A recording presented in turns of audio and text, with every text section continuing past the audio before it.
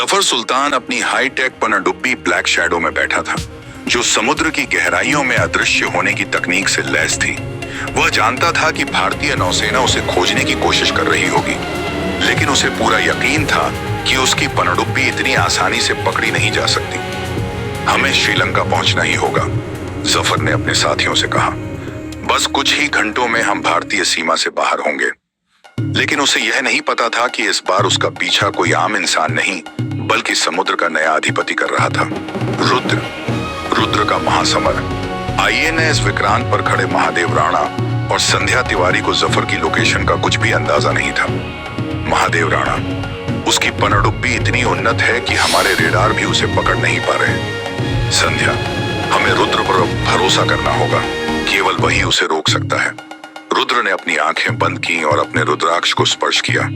उसकी तीसरी आंख की शक्ति जागी और अचानक उसके सामने समुद्र के गहरे अंधकार में छिपी ब्लैक शैडो की झलक उभर आई। मुझे तुम्हारी चालाकी का अंदाजा था जफर, रुद्र ने मन ही मन कहा और बिना एक पल गंवाए वह सीधे समुद्र में कूद पड़ा। जैसे ही वह पानी में उतरा, उसकी शक्तियां सक्रिय हो गईं। उसकी त्वचा पर नीली चमक दौड़ने लगी और उसके चारों ओर समुद्री जीव एकत्रित होने लगे। उसने अपना दायां हाथ उठाया और देखते ही देखते पानी की धाराएं उसकी आज्ञा मानने लगी। पनडुब्बी के अंदर जफर ने अचानक महसूस किया कि जहाज के चारों ओर पानी का बहाव असामान्य हो रहा है। कैप्टन, हमें कुछ भारी दबाव महसूस हो रहा है, एक सैनिक चिल्लाया। सोनार सिस्टम फेल हो रहा है, दूसरे ने कहा। जफर ने तुरंत कैमरा स्क्रीन पर देखा। उसे पनडुब्बी के बाहर कुछ हलचल दिखी, एक आकृति जो पानी के अंदर भी साफ दिखाई दे रही थी।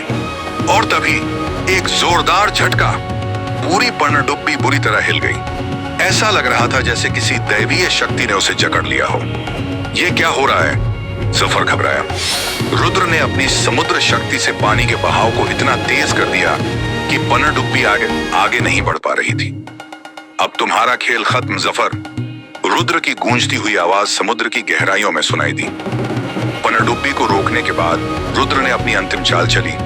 उसने दोनों हाथों को फैलाया और समुद्र की गहराइयों से एक विशाल जल त्रिशूल प्रकट किया। जैसे ही रुद्र ने त्रिशूल को आगे बढ़ाया, पानी की तीव्र धाराओं ने पनडुब्बी को पूरी तरह घेर लिया। उसकी बाहरी परतें टूटने लगी, अंदर के यंत्र फेल हो गए और पूरा कंट्रोल पैनल स्पार्क करने लगा। सर, सिस्टम फेल हो रहा है, हम अब ज्यादा देर तक बच नहीं सकते, एक सैनिक चिल्लाया। रुद्र ने अपनी दिव्य शक्ति का प्रयोग किया और अचानक उसका शरीर विशालकाय होने लगा। उसकी आंखों से नीली ऊर्जा निकल रही थी और पूरा समुद्र उसकी शक्ति से गूंज उठा। उसकी विशालकाय हथेलियां समुद्र में फैली और उसने पनडुब्बी की ओर हाथ बढ़ाया। पानी के भीतर उसका प्रतिबिंब देवता के समान लग रहा था।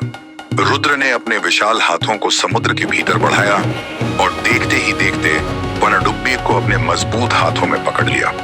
पूरी पनडुब्बी अब उसकी मुट्ठी में थी, जैसे कोई खिलौना हो। उसने पनडुब्बी को धीरे धीरे समुद्र से ऊपर उठाया।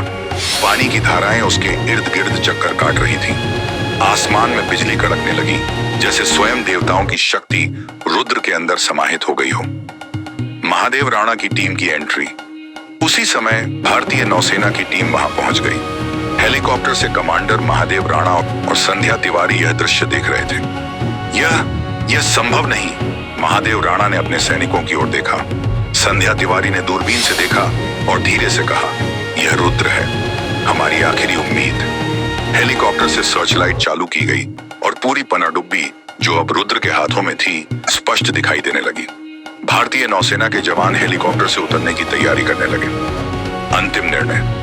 पनडुब्बी के अंदर अब कोई रास्ता नहीं बचा था। जल त्रिशूल की शक्ति से यंत्र फेल हो चुके थे और अब जफर को समझ आ गया कि उसकी हार निश्चित है। उसने घबराते हुए हाथ ऊपर उठा दिए। हम आत्मसमर्पण करते हैं, जफर ने कहा। रुद्र ने एक गहरी सांस ली और अपनी शक्तियों को नियंत्रित किया। उसका विराट रूप धीरे धीरे सामान्य हो गया, लेकिन उसकी आंखों में अभी भी वही तेजस्वी चमक थी। उसने पनडुब्बी को भारतीय नौसेना के हवाले कर दिया। महादेव राणा ने आगे बढ़कर रुद्र के कंधे पर हाथ रखा। आज तुमने न केवल इस देश को बल्कि पूरी दुनिया को बचा लिया, रुद्र ने मुस्कुराकर कहा। यही तो मेरा कर्तव्य है कमांडर। अंतिम गिरफ्तारी। कुछ ही देर में भारतीय नौसेना के मार्कोस कमांडोज मौके पर पहुंच गए। उन्होंने पनडुब्बी को चारों ओर से घेर लिया और उसमें घुसकर जफर सुल्तान और उसके सभी आदमियों को गिरफ्तार कर लिया। जैसे ही जफर को हथकड़ियां लगाई गईं, उसने रुद्र की तरफ देखा और बुदबुदाया, तुमने मुझे रोक लिया, लेकिन असली खेल अभी बाकी है। कालाग्रह द्वीप पर तुम्हें सच्चे युद्ध का सामना करना होगा। रुद्र ने गहरी सांस ली और ऊपर उठते सूरज की ओर देखा। वह जानता था कि यह केवल एक छोटी जीत थी, असल जंग तो अभी शुरू होने वाली थी। अगले भाग में कालाग्रह का रहस्य। क्या कालाग्रह द्वीप पर रुद्र का सामना एक और शक्तिशाली शत्रु से होगा? क्या जफर सुल्तान के पीछे कोई और बड़ा मास्टरमाइंड है?